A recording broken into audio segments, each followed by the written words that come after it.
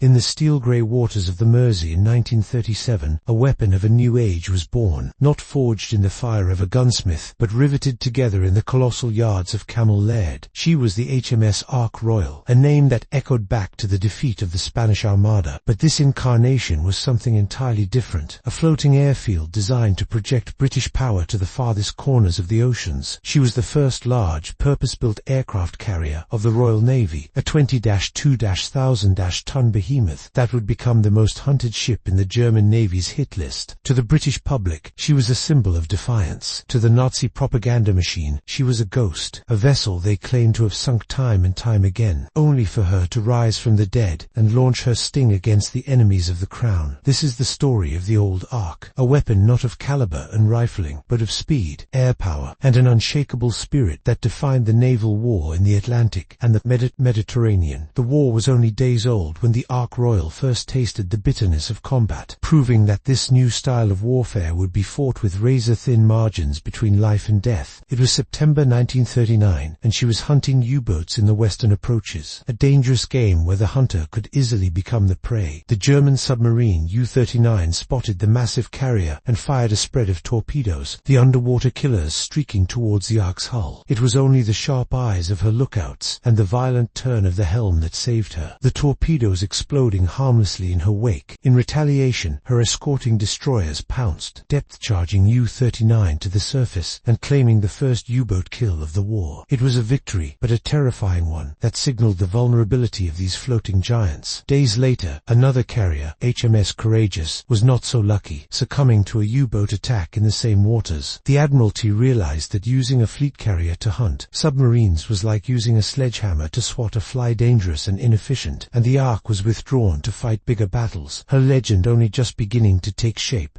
German radio, desperate for a victory to trumpet to the world, began a bizarre campaign of lies that would haunt the Ark Royal for her entire life. After a near miss by a German bomber in the North Sea, the Nazi propaganda minister Joseph Goebbels joyfully announced that the Ark Royal had been sunk. They asked repeatedly on the airwaves, "Where is the Ark Royal?" taunting the British public. But the Ark was very much alive, prowling the South Atlantic in pursuit of the German pocket battleship Admiral Grafspee. Although she did not land the killing blow herself, her mere presence was a weapon. The psychological weight of knowing that British aircraft were over the horizon contributed to the German captain's decision to scuttle his ship off Montevideo. The Ark Royal was becoming a phantom, a force that could be everywhere and nowhere. Her ferry Swordfish, biplanes, archaic clicking stringbags made of canvas and wire serving as the long arm of the Royal Navy. The spring of 1940 brought the cold fury of the Norwegian campaign, and the Ark Royal was thrown into the freezing fjords to cover the desperate Allied landings and subsequent evacuations. Here, the weapon was not just offensive, but defensive, a steel umbrella trying to shield soldiers from the relentless Luftwaffe. Her flight deck, often pitching in heavy seas and slick with ice, became a hive of frantic activity. Blackburn skuas and Swordfish launched into the teeth of snowstorms, fighting a losing battle against superior German air power. It was a grueling test of endurance for the ship's company, who worked around the clock in freezing conditions to keep the aircraft flying. Despite the ultimate Allied withdrawal from Norway, the Ark Royal had proven her worth, surviving intense air attacks that saw bombs splashing close enough to rattle her rivets, yet she emerged unscathed, cementing her reputation as a lucky ship among the fleet. As France fell and the strategic map of Europe collapsed in June 1940, the Ark Royal was rushed to the Mediterranean to join Force H, based at Gibraltar. This was the hinge of the war, and the Ark was the gatekeeper. Her first major duty in this theatre was one of the most painful episodes in British naval history, the attack on the French fleet at Mers el-Kabir. The British government, terrified that the powerful French ships would fall into German hands, ordered Force H to neutralize them. The Ark Royal Swordfish, usually the harbingers of protection, were now tasked with mining the harbour and spotting for the guns of the battlecruiser HMS Hood. It was a fratricidal slaughter, a tragedy where former allies were forced to kill one another, and the crews of the Ark Royal carried out their orders with heavy hearts. It was a grim reminder that this weapon of war had no conscience, only a mission, and that mission was the survival of Britain at any cost. The Mediterranean became the Ark Royal's arena, a gladiatorial pit where she sparred constantly with the Italian Navy and the German Luft. She became the linchpin of the Malta convoys, the lifeline to the besieged island fortress that stood as a thorn in the side of Rommel's supply lines to North Africa. Time and again, the Ark Royal placed herself herself between the merchant ships and the Axis bombers. During the Battle of Cape Spartivento, she launched her aircraft against the Italian fleet, forcing them to withdraw and proving that a carrier could hold its own against battleships. Her hangars were filled with the smell of high-octane fuel and sweat, her mess decks buzzing with the stories of pilots who faced overwhelming odds. The Ark was more than a ship. She was a floating city of 2,000 souls, a community bound together by the constant threat of sudden death from the skies or the depths. But the defining moment of the Ark Royal, the event that would etch her name into eternity, came in May 1941 in the storm-tossed waters of the North Atlantic. The German battleship Bismarck, the most powerful warship in Europe, had broken out into the Atlantic, sinking the pride of the Royal Navy, HMS Hood, in a matter of minutes. The British Prime Minister Winston Churchill issued the order, "Sink the Bismarck." Every available ship was thrown into the chase, but the Bismarck was slipping away, heading for the safety of French ports under the cover of a massive storm. The Ark Royal, steaming north from Gibraltar with Force H, was the last hope. If the Bismarck reached the cover of the Luftwaffe, she would be safe, and the convoys that fed Britain would be slaughtered. The weather was atrocious, with the flight deck pitching and rolling violently, conditions that should have grounded any aircraft. On the evening of May 26th, 15 Swordfish torpedo bombers stood on the heaving deck of the Ark Royal. These slow and obsolete, looked like relics from another era against the backdrop of a modern war. The pilots and observers, soaked in rain and battered by gale-force winds, climbed into their open cockpits. They knew the odds. They were flying into a hurricane to attack a floating fortress bristling with anti-aircraft guns. As the carrier turned into the wind, the bow rising and falling 30 feet, with the swell, the signal was given. One by one, the stringbags clawed their way into the grey sky, disappearing into the murk. It was a mission of desperation, the ultimate gamble of the Ark Royal's captain and crew. The Swordfish found the Bismarck in the fading light. They descended through the clouds, their canvas wings shuddering, flying so low they were almost skimming the wavetops to avoid the murderous flak. The German gunners, unable to depress their guns low enough, and their fire control systems confused by the slow speed of the biplanes, filled the air with tracers. In a display of suicidal bravery, the pilots pressed their attacks. Torpedoes dropped into the water, running true. One struck the Bismarck's armor belt, doing little damage, but another, guided by fate or sheer luck, slammed into the stern of the great battleship. The explosion jammed the Bismarck's rudder 15 degrees to port. The giant was crippled, forced to steam in endless circles, unable to steer. The Ark Royal's weapon, her fragile, courageous aircraft, had done the impossible. They had hamstrung the beast, allowing the pursuing British battleships to catch up and pound the Bismarck into a burning wreck the next morning. The euphoria of the Bismarck sinking was the zenith of the Ark Royal's career. She had hunted down the enemy's champion and delivered it to the executioner. But the war at sea was a relentless attrition, and luck, no matter how strong, eventually runs out. In November 1941, the Ark Royal returned to the Mediterranean, resuming her dangerous ferry runs to Malta. She had survived dive bombers, torpedo attacks, and the worst the Atlantic could throw at her. She seemed invincible, a charmed ship that could walk through fire. But on the afternoon of November 13th, while returning to Gibraltar, the end came not with a roar of battle, but with a single, devastating strike from the deep. U-81, a German submarine, lying in wait off the coast of Spain, fired a spread of torpedoes at the carrier. One torpedo struck the Ark Royal on the starboard side, directly below the bridge island. The explosion was catastrophic. A hole 130 feet long was torn in her hull. The shockwave whipped through the ship, killing one rating, able seaman Edward Mitchell, the only man to die in the sinking, a miracle in itself, given the violence of the hit. The great ship whipped and shuddered, immediately listing heavily to starboard. Power failed, the lights died, and the internal communications were severed. In the bowels of the ship, water rushed in with the force of a freight train, flooding the boiler rooms and silencing the engines. The unsinkable Ark was mortally wounded. The order was given to abandon ship, but it was done with the discipline and order that defined the Royal Navy. Destroyers came alongside the listing giant, taking off the crew as the carrier leaned further and further over, but the captain and a damage control party remained, refusing to give up the fight. They battled through the night to save her, restarting boilers, trying to counterflood to correct the list, fighting the rising water with portable pumps. Tugs arrived from Gibraltar, attaching lines in a desperate attempt to tow the wounded warrior home. For hours, it seemed she might make it. The list stabilized, steam was raised, and hope flickered in the darkness. But the structural damage was too severe. As the early hours of the morning approached, the fire in the boiler room died, power was lost again, and the list began to increase rapidly. At 4 a.m., a.m., the order was finally given to abandon the Ark Royal for good. The last men slid down ropes to the waiting tugs. They watched in silence as the ship that had been their home, their weapon, and their protector slowly rolled over. At 6:19 a.m. on November 14, 1941, just 25 miles from the safety of Gibraltar, the HMS Ark Royal capsized and slipped beneath the waves. She went down with her battle ensign flying a defiant warrior to the last. The German propaganda machine finally had the truth they had craved for years, but the victory was hollow. The Ark Royal had already done her damage. She had helped clear the oceans of surface raiders. She had kept Malta alive during its darkest hour, and she had been instrumental in the destruction of the Bismarck.